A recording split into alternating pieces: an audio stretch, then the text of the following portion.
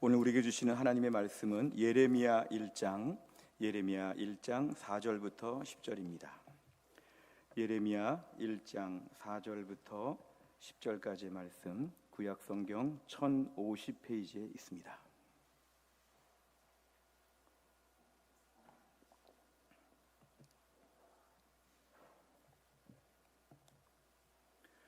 예레미야 1장 4절부터 10절까지의 말씀, 예레미야 1장 4절부터 10절 1050페이지에 있습니다. 예레미야 1장 4절부터 10절까지의 말씀을 저와 한 절씩 교독하시겠습니다. 여호와의 말씀이 내게 임하니라. 이르시되 내가 너를 모태에 짓기 전에 너를 알았고 네가 배에서 나오기 전에 너를 성별하였고 너를 여러 나라의 선지자로 세웠노라 하시기로 내가 이르되 슬프도소이다. 주 여호와여 보소서 나는 아이라 말할 줄을 알지 못하나이다 하니 여호와께서 내게 이르시되 너는 아이라 말하지 말고 내가 너를 누구에게 보내든지 너는 가며 내가 네게 무엇을 명령하든지 너는 말할지니라. 너는 그들 때문에 두려워하지 말라. 내가 너와 함께하여 너를 구원하리라. 나 주 여호와의 말이니라 하시고 여호와께서 그의 손을 내밀어 내 입에 대시며 여호와께서 내게 이르시되 보라 내가 내 말을 내 입에 두었노라. 같이 읽습니다. 보라 내가 오늘 너를 여러 나라와 여러 왕국 위에 세워 내가 그것들을 뽑고 파괴하며 파멸하고 넘어뜨리며 건설하고 심게 하였느니라 하시니라. 아멘. 기도하겠습니다. 하나님 아버지, 오늘 저희가 주일 예배를 드리며 이제 하나님 말씀을 듣는 시간입니다. 하나님 말씀을 선포하는 주의 종을 성령 충만하게 하셔서 하나님 말씀을 권세 있고 능력 있게 대언하게 하여 주옵소서. 하나님 말씀을 듣는 주의 백성들의 마음의 문을 활짝 여시고 오늘 말씀 가운데 아무 장애물이 없이 불편함이 없이 하나님 말씀을 잘 듣고 이 말씀에 순종하여 이 말씀의 은혜와 축복을 받게 하여 주옵소서. 예수님의 이름으로 기도하옵나이다. 아멘. 우리는 1년 혹은 2년에 한 번 정도 이렇게 건강 검진을 통하여 우리 몸의 건강 상태를 점검합니다. 때로는 특별하게 몸에 이상이 없어도 병원에 가서 비용을 지불하면서 이렇게 건강 검진을 하는데요. 어떤 경우에는 아무 이상이 없다고 하면 좀 안심이 되기도 하지만 한편으로는 이럴 것을 놓고 괜히 시간과 돈을 썼다 이런 마음이 들기도 합니다. 근데 어떤 경우에는 전혀 전조 증상이 없었지만 그렇게 건강검진을 하다가 무슨 병을 발견하기도 합니다. 그러면 그 병을 미리 고칠 수 있는 좋은 기회가 되어서 정말 오늘 건강검진하기 잘했다 이런 말을 우리가 하기도 합니다. 그 정도로 이 건강검진은 매우 중요한 것입니다. 우리가 자동차를 운전할 때도 일정한 기간이 지나면 자동차는 검사를 하게 되어 있습니다. 저도 최근에 검사를 하니까 타이어에 문제가 있다 이런 검사가 나와서 그 타이어를 이렇게 교체하면 문제가 해결되는 것입니다.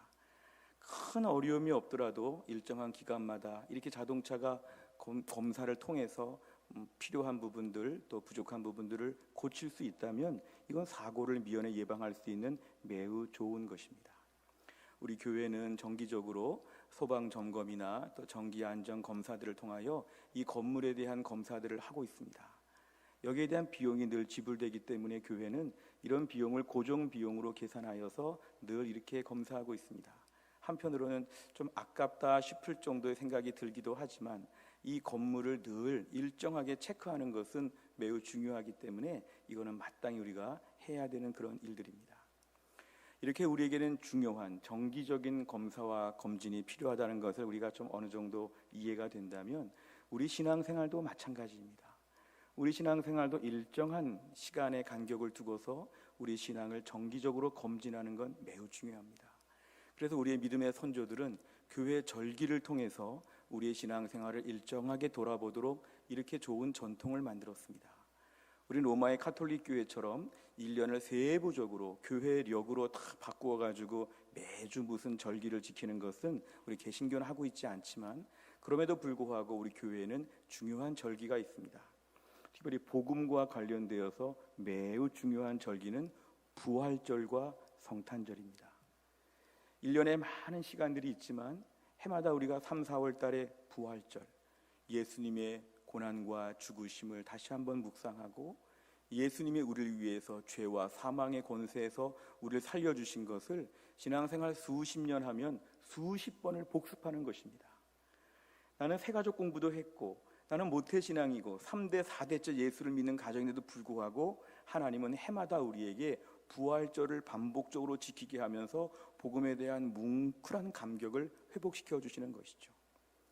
내가 오늘 교회를 오랫동안 다니면서 때로는 너무 이제 교회 오래 다니다 보니까 매너리즘에 빠져서 교회를 왜 가는지도 모르고 복음이 뭔지도 잊어버렸고 그냥 재미있고 즐겁게 교회 갔다 오면 다 되는 것처럼 교회가 뭐 하는 곳인지에 대해서 좀 흐릿해질만 되면 하나님께서 우리에게 부활절을 지키게 하시면서 아 그렇구나, 우리는 복음 때문에 예수를 믿고 복음 때문에 교회를 다니고 복음이 우리의 능력이구나, 여기에 대한 감격을 정기적으로 우리가 검사하여 회복하는 것입니다. 연말에 성탄절을 맞이하면서도 세상 사람들은 영문도 알지 못하고 기뻐하고 좋아하고 많은 파티를 하지만 우리는 이 죄악으로 인하여 이미 죽어버린 이 땅 가운데서 하나님께서 독생자 예수 그리스도를 보내셔서 우리를 위하여 십자가에서 죽게 하시는 놀라운 하나님의 사랑의 결정체가 이 성탄절이기 때문에 성탄절은 해마다 지키면서 마음에 큰 감격을 누리게 됩니다. 나 같은 죄인을 위하여 왜 예수님이 이 땅에 오셨는가? 독생자 예수 그리스도를 하나님 어떤 마음으로 보내셨는가? 내가 이 사랑을 받을 만한가? 이런 것들을 생각하면 해마다 성탄절은 우리에게 매우 묵직한 의미를 주는 중요한 절기라고 볼 수 있습니다. 우리 신앙생활은 부활절과 성탄절만 매년 잘 지켜도 어느 정도 신앙의 건강성을 유지할 수가 있습니다. 교회는 또 이 밖에도 절기가 있는데 그것은 우리가 맥추감사주일과 추수감사주일을 교회가 절기로 지킵니다. 맥추감사주일은 제가 7월 첫 번째 주일날 지키면서 지난 6개월 동안에 하나님의 은혜로 살았다는 걸 고백하는 것입니다.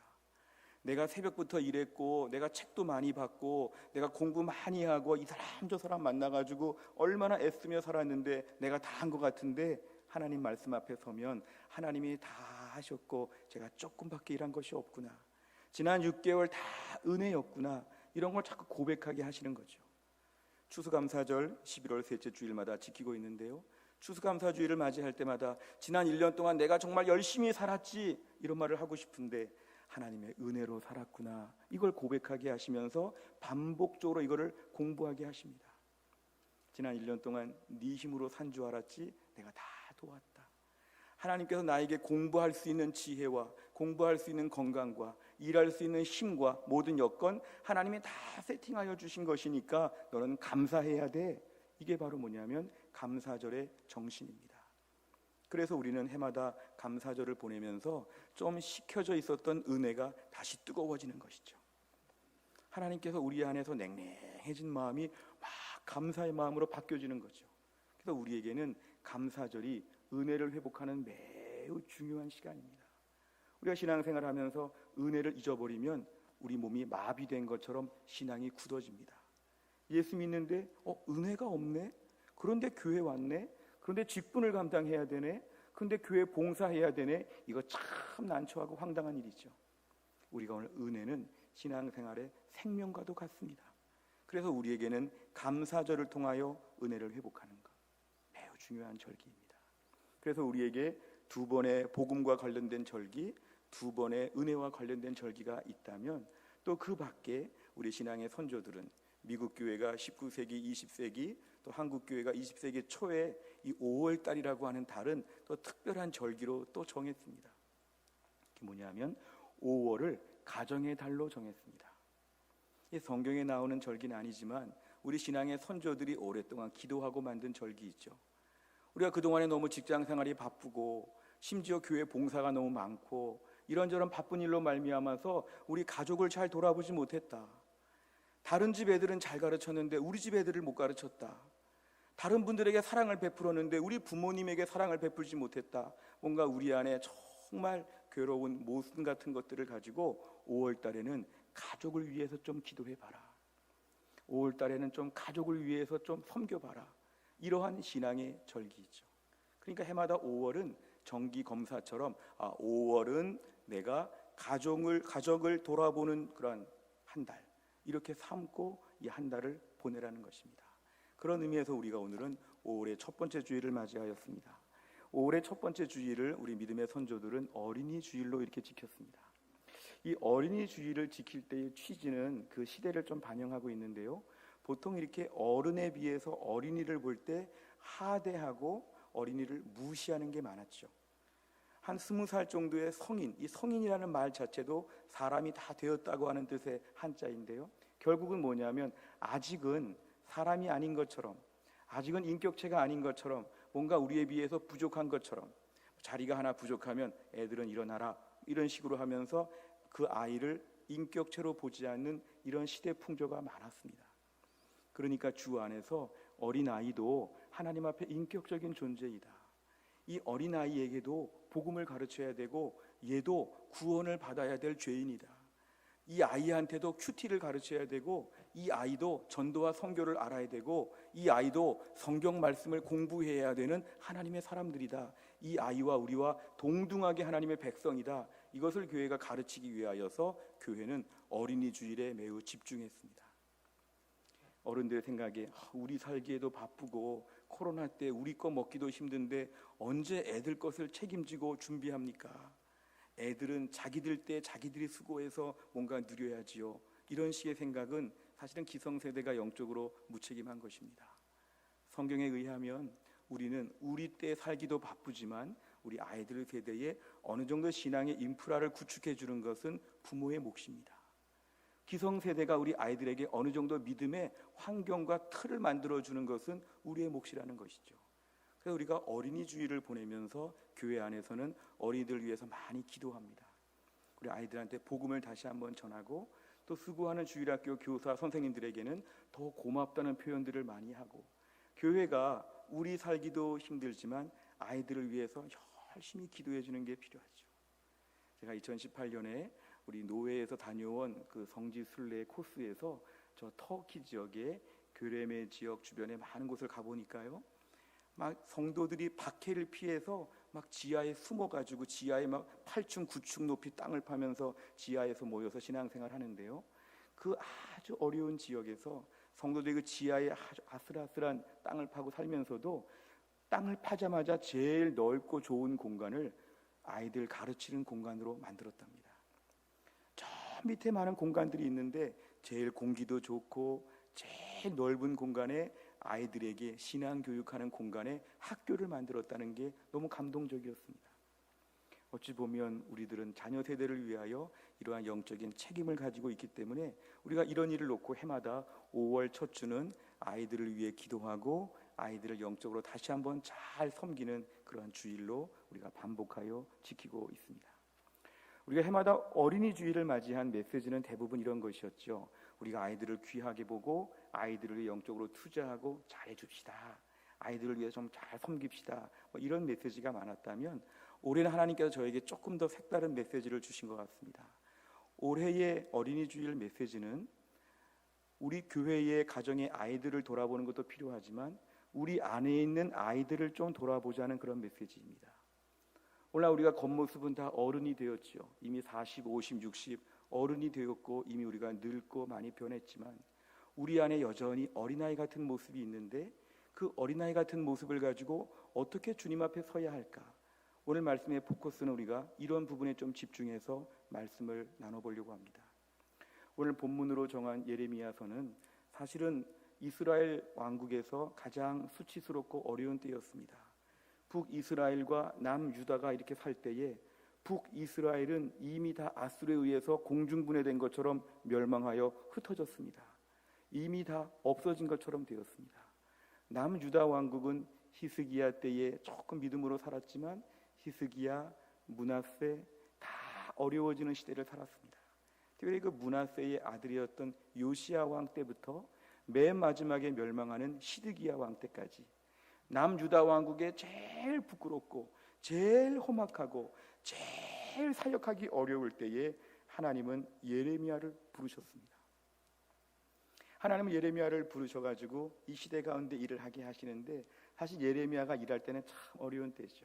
왜냐하면 나라가 지금 망해가고 바벨론의 군대가 막 호시탐탐 쳐들어오고 사람들이 지금 다 하나님 버리고 우상 섬기고 아주 엉망진창인 때에 예레미야는 메시지를 전하기만 하면 사람들이 다 공격했습니다. 예레미야를 말 못하게 해야 돼. 예레미야 입을 좀 때려야 돼. 예레미야를 좀 감옥에 집어넣어야 돼. 이런 분위기였죠. 성경에 예레미야는 눈물의 선지자라고 합니다. 예레미야를 영어로 제로마이어라고 하는데요. 제로마이어드 이런 말은 영어 단어에 아예 비통에 찬 슬픔 이런 아주 단어가 될 정도로 예레미야의 이름은 매우 가슴 아픈 그런 말입니다. 하지만 예레미야는 이렇게 힘들고 어려운 때 부르심을 받았지만 어떤 마음으로 이랬냐면 예레미야 20장 8절과 9절에 보면은 그는 매우 뜨거운 마음을 가지고 이랬습니다. 내가 말할 때마다 외치며 파멸과 멸망을 선포함으로 여호와의 말씀으로 말미암아 내가 종일토록 치욕과 모욕거리가 됨이니이다. 내가 다시는 여호와를 선포하지 아니하며 그의 이름으로 말하지 아니하리라 하면 나의 마음이 불붙는 것 같아서 골수에 사무치니 답답하여 견딜 수 없나이다. 아멘. 너무 죄를 많이 저질러 왔기 때문에 하나님 앞에 심판에 대한 메시지를 전해야 되는데 사람들은 그런 말씀을 들을 때마다 막 험악한 반응을 보이죠. 그러니까 예레미야가 아무리 설교해도 안 듣는데 아무리 말씀 가르쳐도 이 말씀을 전혀 받아들이지 않는데 내가 말씀 전하는 게 무슨 의미가 있을까? 말하지 말아야지. 오늘부터 설교 안 합니다. 말하지 않겠습니다. 이렇게 결심을 했더니 마음에서 막 불붙는 열정이 올라왔다는 것입니다. 듣지도 않는 이 강팍한 사람들 앞에서 굳이 설교해야 되나? 말하지 말아야지. 결심만 하면 막 속에서 올라오는 것이죠. 견딜 수 없는 열정. 예레미야는 이런 뜨거운 열정을 가지고 사람들이 그렇게 괴롭혀도 마지막에 순교할 때까지 계속 하나님 말씀을 전했던 뜨거운 선지자였고 눈물의 선지자였습니다. 하지만 저희가 예레미야의 메시지를 오해하지 말 것은 예레미야의 메시지는 심판만 얘기한 것이 아니었습니다. 너희들이 므낫세 이후에 지금 요시야 이후에 아주 어려운 때를 맞이하고 있는 이때에 너희가 하나님께서 지금 징계하고 심판하시는데 너희가 이 심판의 기간 마치 교도소에 복역하는 기간 70년만 채우면 하나님이 너희들을 회복하여 주신다고 하는 소망의 메시지였습니다. 유다 백성들은 70년이 싫다는 것이죠. 아니 우리가 왜 70년 동안 복역을 합니까? 우리가 뭐가 그렇게 죄가 많다고 그냥 70년 복역 없이 그냥 선지자가 기도 많이 해가지고 그냥 얼렁뚱땅 그냥 이 나라가 강대한 나라가 되고 다윗과 솔로몬 때가 좀 오면 좋겠습니다. 이런 것이죠. 바벨론이 세면 저 이집트에 가가지고 좀 부탁을 해보든가 이 정치적인 판도를 가지고 좀 문제를 풀어보든가 여러 가지 많은 제안들을 했던 것이죠. 근데 오늘 예레미야의 메시지는 너희가 눈 딱 감고 70년만 복역하면 하나님 너희들에게 새 날을 주실 것이다. 너희들에게 새 언약을 주실 것이다. 예레미야의 가장 핵심적인 메시지는 31장 31절부터 33절까지입니다. 예레미야 31장 31절 33절 제가 읽어드리겠습니다. 여호와의 말씀이니라. 보라 날이 이르리니 내가 이스라엘 집과 유다 집에 새 언약을 맺으리라. 이 언약은 내가 그들의 조상들의 손을 잡고 애굽 땅에서 인도하여 내던 날에 맺은 것과 같이 아니한 것은 내가 그들의 남편이 되었어도 그들이 내 언약을 깨뜨렸습니다. 여호와의 말씀이니라. 그러나 그날 후에 내가 이스라엘 집과 맺을 언약은 이러하니 곧 내가 나의 법을 그들의 속에 두며 그들의 마음에 기록하여 나는 그들의 하나님이 되고 그들은 내 백성이 될 것이라. 여호와의 말씀이니라. 아멘. 하나님이 이스라엘 백성들 시내산에서 돌판을 주셨죠. 근데 하나님이 지금은 돌판을 주시는 게 아니라 우리 마음의 신비에다가 기록하여 주신다는 것입니다. 하나님 말씀을 우리 안에다가 하나님께서 기록하여 주신다는 것이죠.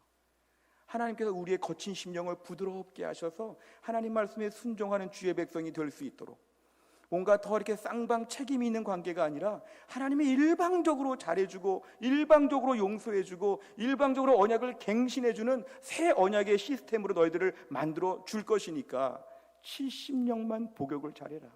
이게 예레미야의 메시지입니다. 예레미야의 메시지는 심판, 파멸 이런 무서운 메시지가 아니라 소망의 메시지이죠. 지금을 견디면 하나님이 은혜를 주실 테니까 지금 70년의 죄값을 받고 새 사람이 되자. 하나님의 친백성이 되자. 이게 예레미야의 애끓는 메시지였습니다. 하나님께서 이스라엘 백성들 범죄 많이 했지만 하나님 이들을 온전케 만드시고자 하는, 이것이 나중에 새 언약이 예수님까지 이어져서 신약 백성들에게 주시는 모든 복음의 메시지로 점진적으로 다 성취가 되었습니다.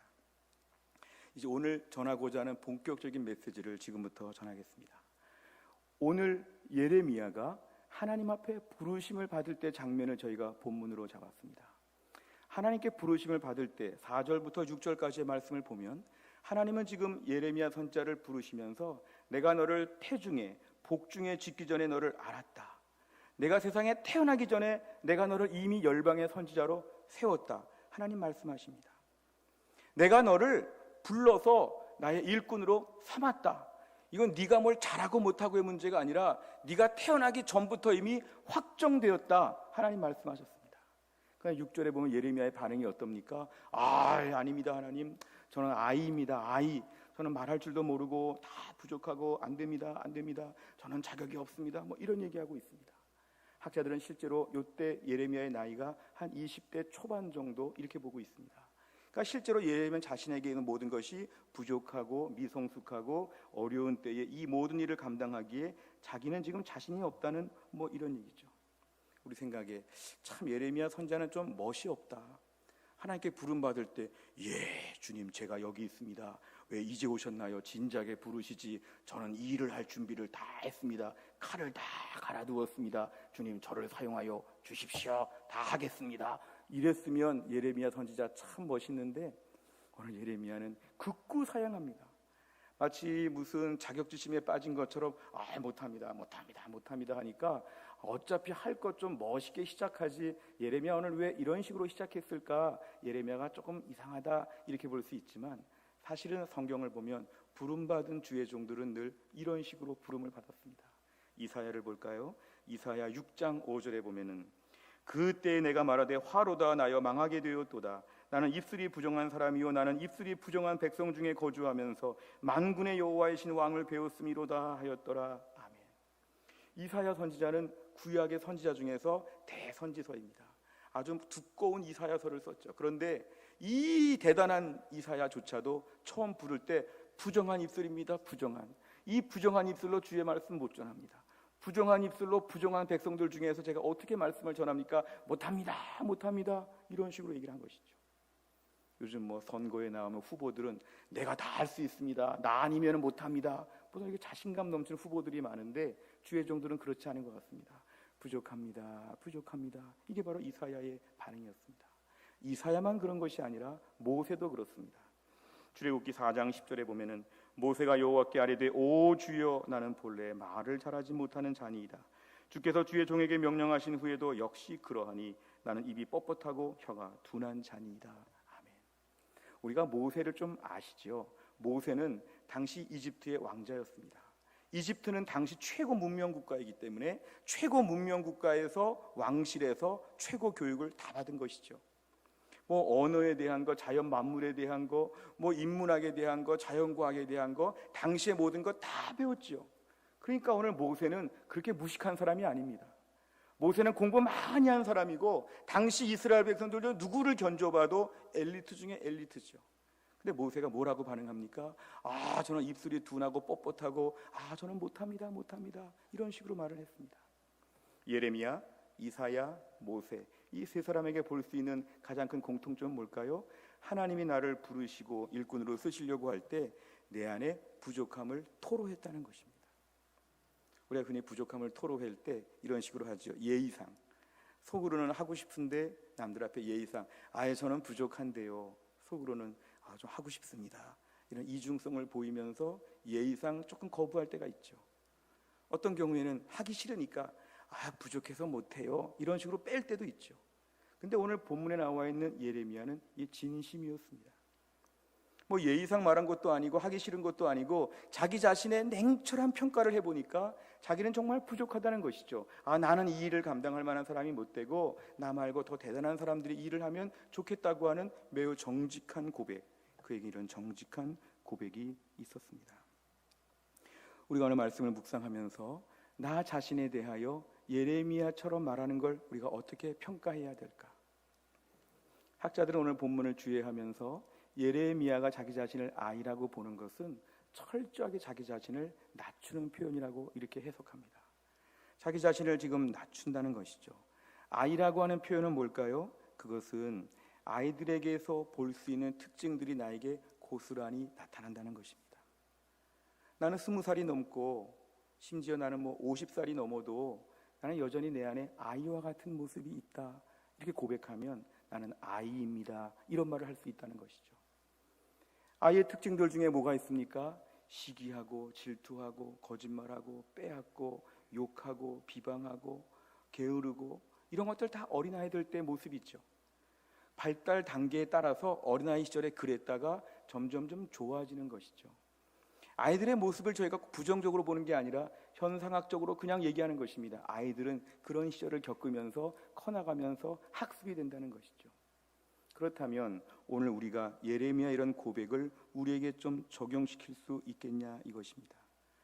성경에 의하면 이 어린아이의 모습이라고 하는 것은 부정적인 모습을 이렇게 언급합니다. 고린도전서 13장 11절에 보면 내가 어렸을 때에는 말하는 것이 어린아이와 같고 깨닫는 것이 어린아이와 같고 생각하는 것이 어린아이와 같다. 말하는 거, 깨닫는 거, 생각하는 거 애들 수준이라는 것이죠. 자, 이런 수준이 있다고 할 때에 이것을 우리가 고백할 수 있겠느냐? 내가 나이가 50이 넘었는데, 내가 나이가 60이 넘었는데 내 안에 어린아이 같은 모습이 물론 있지만 이걸 어떻게 말하는가 부끄러워서 나는 그렇지 않아. 누가 나에게 당신 애들 같아요 이러면 굉장히 기분 나쁘죠. 내가 어떻게 애들 같으냐, 나이가 이렇게 많은데. 이 애들 같다고 하는 말을 오늘 예레미야는 할 수 있었다는 것이죠. 중요한 것은 우리는 살면서 너무 어른처럼 행세할 때가 많습니다. 20살이 넘고 30세가 넘고 40살이 넘어도 우리 안에 계속해서 어린아이 같은 모습이 내 안에서 막 혼란스럽게 요동치고 있는데 너무 어른인 척하죠. 난 다 알아. 나는 놀랍지 않아. 나는 힘들지 않아. 나는 괜찮아. 나는 약하지 않아. 나는 다 할 수 있어. 너무 어른인 척할 때가 많죠. 어른은 어른 행세해야 돼. 애들 모습 보이면 부끄러운 것이야. 나는 어른이지. 어른. 나는 어른이야. 자꾸만 어른인 척을 너무 많이 한다는 것이죠. 가끔 동물의 세계 같은 걸 보면 조그마한 곤충 하나가 자기보다 큰 게 오면 막 입에다가 속에다가 바람을 막 집어넣어서 호 해가지고 볼도 이만하게 만들고 배도 이만하게 만들어서 나 요만하지 않아, 나 이만해, 이렇게 막 버티죠. 그게 가면 이제 쭉 빼고 요만해지죠. 새 중에도 조그마한 새가 누가 날라오면 날개를 다 펴가지고 이만한 새인 것처럼 자기를 막 과시하죠. 가면 다시 조그매지죠. 우리가 오늘날 나를 과장하고 나를 더 대단하게 보이고 어른인 것처럼 보이고 대단한 것처럼 보이려고 하는 마음이 있다면 이게 오늘 우리 안에 누구에게나 다 있다는 것이죠. 나 대단해요. 대단해요. 나 요만하게 보면 안 돼요. 나 이만해요. 자꾸 나를 대단하게 보이려고 하는 거죠. 이게 오늘 본문과 관련돼서는 어른인 척을 너무 많이 하면 스스로 모순에 빠지고 피곤하다는 것입니다. 어디서 한 5년 공부했는데 10년 공부했다고 말하죠. 내가 오늘 어느 학교에 잠깐 갔다 왔는데 그 학교에서 박사학위를 마쳤다고 하죠. 내가 뭘 조금 해보고는 많이 해봤다고 하죠. 오늘 10명 왔는데 100명 왔다 그러죠. 우리 인생에 수많은 과장들이 얼마나 많은지. 내가 점수가 80점인데 100점이라고 말하죠. 나 자신을 계속 부풀리려고 하는 건 뭐냐면 나 대단해. 난 아이가 아니야. 나는 어른이야. 어른 중에도 탁월한 어른이야. 나를 자꾸 높이려고 하는 거죠. 근데 이게 세상살이에는 지혜가 될지 모르지만 신앙생활에는 매우 안 좋다는 것입니다. 사람들 앞에서는 아이입니다 그러면 무시하죠. 아유, 이 아이들 같은 게 무시하죠. 그런데 하나님 앞에서는 아이라고 고백하는 편이 차라리 낫다는 것입니다. 하나님 앞에서 저 어른입니다. 하나님 앞에서 그렇게 하면 이제 하나님 앞에서 은혜 받을 기회가 없어진다는 것입니다.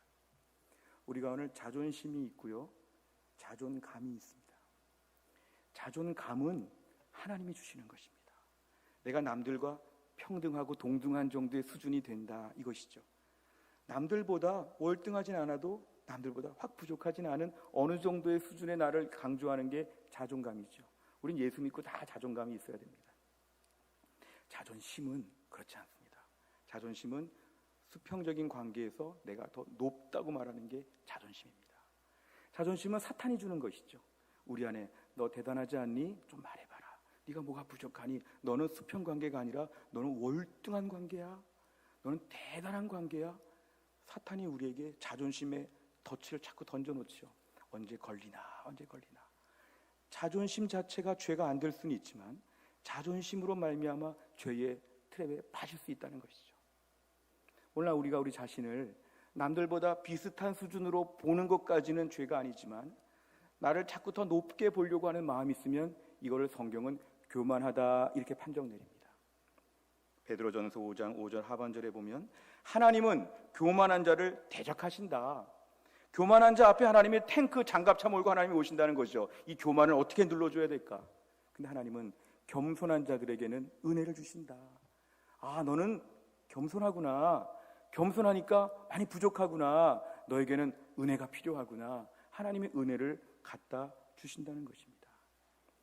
오늘 우리가 하나님 앞에 나올 때마다 주님, 저는 아이입니다.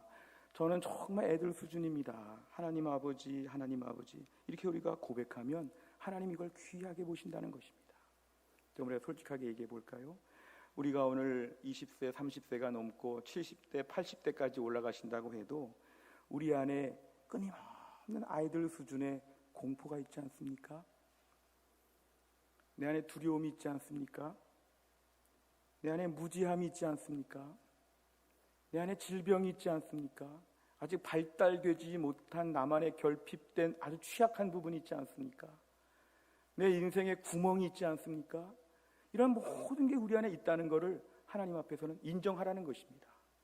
다 괜찮아 이렇게 말하지 말고 그거 지친다는 거죠. 그리고 거짓말이라는 거죠. 아이가 맞는데 아이가 아니라고 하니까 이건 거짓말이죠. 이거 어떻게 감당하려고 합니까? 오늘 말씀에 의하면 나는 부족합니다 하나님, 나는 모자릅니다 하나님, 나는 여전히 떨립니다 하나님, 이런 고백을 하라는 것이죠. 하나님, 저는 정말 약해요. 실제로 약해요. 이런 것이죠.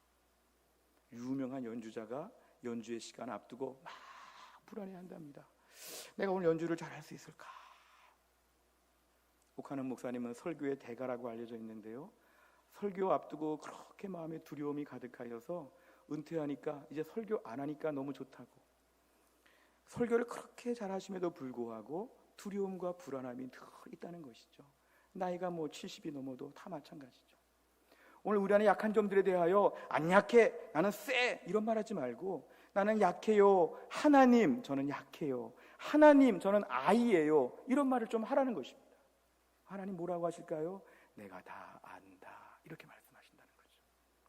하나님이 너 아이인 줄 몰랐다 이렇게 한 게 아니라 하나님이 아이인 것을 다 아시는데 우리가 약해요 고백하면 하나님이 내가 다 알고 있다고 그때부터 하나님이 은혜를 우리에게 주신다는 것입니다. 야고보 4장 6절에 보면 그러나 더욱 큰 은혜를 주시나니 그러므로 일렀을 때 하나님은 교만한 자를 물리치시고 겸손한 자에게 은혜를 주신다 하였느니라. 아멘. 오늘 우리는 어설프게 어른인 것처럼 힘주는 것보다 나는 아이입니다 하나님 도와주세요 이 편이 낫다는 것입니다. 나는 어른이니까 부족한 게 없어, 아쉬운 게 없어, 나는 다 갖추었어 이렇게 말하지 말고 저는 아이예요, 저는 다 몰라요, 아직도 모르는 게 많아요, 안 돼요, 안 돼, 이건 평생 해결 못한 저의 아직도 무거운 짐짝이 있어요, 하나님 어떻게 해요? 하나님께 말씀드리면 하나님이 너 아이구나, 너 아이인 걸 아는구나, 내가 너의 문제를 해결하여 준다는 것입니다. 우리 삶에 무거운 짐과 어려운 것이 있을 때 이걸 우리가 하나님께 말씀을 드리고 약함을 인정하면 하나님이 은혜를 주신다는 것입니다. 오늘 본문의 6절 하반절 말씀 볼까요? 6절 하반절에 보시면 내가 이르되, 같이 읽겠습니다. 시작. 내가 이르되 슬프도소이다 주 여호와여 보소서 나는 아이라 말할 줄을 알지 못하나이다 하니 아멘. 오늘 저 대목이 우리가 자주 애용하는 성경 구절이 되어야 합니다. 주님 저는 아이입니다, 말할 줄을 알지 못합니다, 저런 기도 자꾸 하라는 것이죠. 하나님 저는 아무것도 모르겠어요, 하나님 이거는 처음 봐요, 그리고 저는 자신이 없어요, 하나님 도와주세요, 이렇게 헝그리 정신을 가지고 하나님께 엎드리라는 것이죠. 하나님, 저 이거 못하겠어요. 어떡하지요? 이거 오늘 해왔던 것이지만 오늘은 더 부담이 돼요. 어떡하지요? 하나님 도와주세요, 도와주세요 하고 엎드리고 매달리면 하나님께서 우리 문제 가운데 개입하여 도와주신다는 것입니다. 찬송가 375장에 보면 나는 갈 길 모르니 주여 인도하소서, 이런 곡이 있습니다. 지금 3절 가사를 보고 계시는데요. 아이같이 어린이 나를 도와주소서, 힘도 없고 약하니 나를 도와주소서, 힘도 없고 약하니 나를 도와주소서. 제 가사입니다. 저 찬양이 만들어지는 것은 19세기 미국의 뉴욕에서 사역하시던 에드워드 호퍼 목사님은 바다와 육지교회, The Church of the Sea and Land라고 하는 바닷가의 교회를 목회하셨습니다. 근데 그 바닷가에 있는 교회다 보니까 주로 성도들이 큰 배를 타는 선원들이었습니다. 그러니까 교회 분위기가 매우 험상궂었지요. 막 덩치도 크고 막 욕도 하고 술도 먹고 막 그냥 교회가 좀 이렇게 험악한. 그러니까 목사님은 그런 분들과 평생 목회하신 것이에요. 그러니까 많이 힘드셨겠죠. 근데 목사님이 찬송가를 많이 지으셨지만 이 찬송 가사를 지으면서 목사님 얘기는 이런 것인데요. 그렇게 우락부락하게 생기고 막 거칠고 막 이런 사람들이 항해를 나갈 때마다 마음이 막 오그라든다는 것입니다. 당시에 많은 해양 사고가 있어서 이번 항해 때 죽을 수 있겠구나, 이런 마음이 있답니다. 그럼 막 이렇게 생기고 막 이러던 사람들이 모여가지고 막 고백하는 것이죠. 나는 배 처음 타는 것처럼 나는 어떡하나 이런 두려움을 가지고 목사님 앞에 오면 목사님이 이 찬송가를 만들어서 같이 부르면서 배를 출발했다고 합니다. 제가 한번 찬양하겠습니다. 3절 좀 보여주실까요? 아이같이 어린이 나를 도와주소서, 힘도 없고 약하니 나를 도와주소서, 힘도 없고 약하니 나를 도와주소서. 평생 배를 탔습니다. 나이도 많습니다. 기술도 많이 합니다. 하지만 이 바다 앞에 서면 마음이 약해지는 것이죠. 덩치가 큽니다. 아주 대단한 사람들입니다. 바다 앞에 서면 두려운 것이죠. 이번 항해 때 죽을 수 있겠구나. 자기 자신을 이렇게 아이같이 어리고 부족하다고 고백하면서 이 찬송을 부르면서 배를 타고 가는 이 선원들의 모습을 떠올리면 우리와 비슷하지 않습니까? 내 인생 아직도 연약하고 어린 것이 이렇게 많은데 하나님 두렵습니다. 하나님께서 우리에게 말해보라는 것이죠. 너 두렵다고 말해봐라. 너 아이라고 네 입으로 말해봐라. 저 아이입니다. 네가 좀 고백해봐라. 네가 약하다고 고백하는 게 중요하다는 것이죠. 하나님 도움받는 비결은 약할 때 도움받는 것도 맞지만 약하다고 인정할 때 도움받습니다. 하나님 저 약한 줄 아시죠? 가만히 있지 말고 말하라는 것이죠. 하나님 저 약해요. 허당이에요. 허당. 대단한 줄 알았는데 남들 앞에 좀 과시도 해봤는데 아무것도 아니에요. 아주 꽝이에요. 꽝. 하나님 도와주세요. 그 하나님께서 약하다고 고백하는 자를 하나님은 도와주신다는 것입니다. 고린도후서 12장 9절과 10절 나에게 이르시기를 내 은혜가 네게 족하도다. 이는 내 능력이 약한 데서 온전하여 짐이라 하신지라. 그러므로 도리어 크게 기뻐함으로 나의 여러 약한 것들에 대하여 자랑하리니 이는 그리스도의 능력이 내게 머물게 하려 함이라. 그러므로 내가 그리스도를 위하여 약한 것들과 능력과 궁핍과 박해와 공고를 기뻐하노니 이는 내가 약한 그때에 강함이라. 우리 약하면 큰일 난 줄 아는데 약할 때 약하다고 하나님께 말하니까 도와주신다는 것입니다. 사도 바울은 비법을 알았죠. 나 약해요. 아이예요. 아이. 몸뚱아리는 어른인데 속에는 아이가 있어요. 하나님 아이예요. 아이. 그럼 하나님께서 우리를 강하게 만들어 주신다는 것입니다.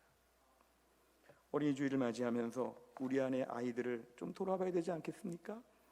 그렇게 어른인 척하는 거 이제는 조금 돌아볼 때가 되지 않았습니까? 약하다고 얘기해야 하나님이 너 매우 아쉽구나 인정하여 주신다는 것입니다. 속에는 팔팔 털고 있으면서 겉으로는 괜찮아 하면 하나님이 이렇게 보이시죠. 너 아쉽지 않구나. 너 별로 아쉬운 게 없구나. 살만하구나. 쟤는 지금 막 부르짖고 기도하고 있던데 내가 쟤를 도와줘야겠다. 하나님 이렇게 판단하신다는 것이죠. 약한 자가 중요한 게 아니라 약하다고 말할 수 있는 자가 은혜를 받는다는 것입니다. 예레미야 17장 7절 그러나 무릇 여호와를 의지하며 여호와를 의뢰하는 그 사람 바로 그 사람이 복을 받을 것이라. 아멘. 역대하 32장 8절 그와 함께하는 자는 육신의 팔이요 우리와 함께 하시는 이는 우리의 하나님 여호와시라. 반드시 우리를 도우시고 우리를 대신하여 싸우시리라 하매. 여기까지 보겠습니다. 보십시오. 내가 힘들고 어려울 때 약하다고 고백하면 내 문제가 그날부로 하나님의 문제로 송달됩니다. 하나님께 우편으로 보내버리는 것이죠. 내가 약하고 힘든데 약하고 힘들어요 기도한 하나님이 그 문제를 다 가져가 버리십니다. 무거운 가방이 있는데 하나님이 가방 다 가져가 버리십니다. 왜냐하면 내가 약한 걸 아니까 하나님이 차마 우리를 그대로 두지 못하시고 치워가신다는 것이죠. 하나님의 성품은 우리가 아이라고 고백할 때 달려오셔서 우리 문제를 다 해결하여 주신다는 것입니다. 말씀을 정리하겠습니다. 우리 방송 프로그램 중에 보니까 인기 있는 프로그램에 금쪽 같은 내 새끼가 있습니다. 보신 분도 계시겠는데요. 조그만 아이들 육아에 대한 도움을 주는 박사님이 나오셔가지고 이렇게 가르쳐 주시는 건데 참 유익한 것 같습니다. 저도 좀 종종 보는 편인데요. 거기 보면은 애들이 집에서 막 물고 괴롭히고 핥히고 막 거짓말도 하고 막 너무너무 애들이 힘들게 할 때가 많습니다. 한 둘 정도 애가 그렇게 막 힘들게 하면 엄마가 너무 지치고 막 탈진하는 걸 볼 때 정말 어렵다고 생각이 됩니다. 그래서 막 애들의 모습이 다 드러나죠. 애들의 막 유치한 모습, 애들의 미성숙한 모습들이 다 드러나죠. 근데 꼭 마지막에 감동이 있습니다. 요만한 인형 같은 걸 놓고 이 인형을 이제 금쪽이라고 이렇게 해가지고 인형이 물어보죠. 그 아이한테. 금쪽아, 너 집에서 누가 제일 좋아? 그러면 그 난장판을 피던 애가 나는 엄마 아빠가 제일 좋아. 엄마 아빠의 품이 제일 좋아. 이런 얘기를 합니다.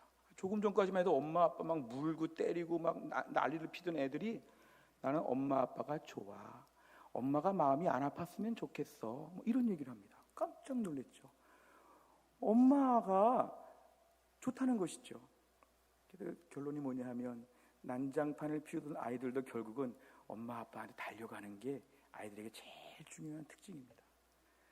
애들의 특징이 뭐죠? 뭐 깨끗하다, 순수하다. 그다음 애들의 특징이 뭐죠? 미성숙하다. 더 중요한 특징 세 번째는 뭔지 아세요? 의존적이다. 난리를 피울지언정 엄마 집안을 엉망으로 만들고 막 동생 때리고 막 이러더라도 엄마 하고 달려가면 그게 아이의 마음의 속에 있는 것인데 하나님께 이게 중요하다는 것입니다. 우리가 많이 부족한데 하나님 하고 나가면 하나님이 달려오신다는 것이죠. 무슨 일을 했든지 간에 뭐가 모자라든지 간에 하나님 하고 나가면 하나님께서 그 의존하는 거 보시면서 너는 이제 아이라고 인정하고 고백하니까 내가 너를 다 안아주겠다 이것입니다. 성경에 마태복음 18장 4절 그러므로 누구든지 어린아이와 같이 자기를 낮추는 사람이 천국에서 큰 자니라. 우리가 오늘 매우 어린아이 같다고 하나님께 고백하면 하나님께서 우리를 살려주십니다. 부족하다고 말하면 하나님께서 우리를 다 안아주십니다. 너는 아이라 말하지 말고 오늘 말씀의 반전입니다. 아이라고 고백하니까 너 이제 아이가 아니게 도와준다는 것이죠. 아이 연약함을 인정하니까 그 연약함이 풍족함으로 바뀐다고 하나님 반전의 역사가 오늘 본문에 이어지고 있습니다. 우리 삶 가운데 힘든 일이 많지만 하나님께 아이라고 인정하면 살 길이 열립니다. 어른인 척하지 말고 나는 어린이에요 고백하면 하나님이 다 도와주십니다. 어린이 시절의 부족함을 가지고 하나님께 매달리면 하나님 우리에게 오늘도 부족함을 풍족함으로 바꾸어 주실 것입니다. 이런 믿음 다 주시기를 주의 이름으로 축원합니다. 기도하겠습니다. 하나님 아버지, 우리가 어린이의 모습이 아직도 많이 있고 미성숙한데 너무 어른인 척하고 다 아는 것처럼 아쉽지 않은 것처럼 대단한 것처럼 다 갖춘 것처럼 하나님 아버지 과장되게 말하고 교만할 때가 얼마나 많았는지 오늘 말씀을 통하여 우리 자신을 고백합니다. 어린아이 수준에 있는 저희들 실상을 아시는 주님, 오늘도 우리가 주님을 의지합니다. 있는 모습 그대로 하나님을 찾습니다. 아이라고 고백합니다. 주여 우리를 불쌍히 여겨 주시고 오늘도 우리가 어린아이처럼 많이 연약하지만 그래서 자수성가하는 것이 아니라 하나님의 능력으로 승리하는 인생 되게 하여 주옵소서. 감사드리며 예수님의 이름으로 기도하옵나이다. 아멘. 찬송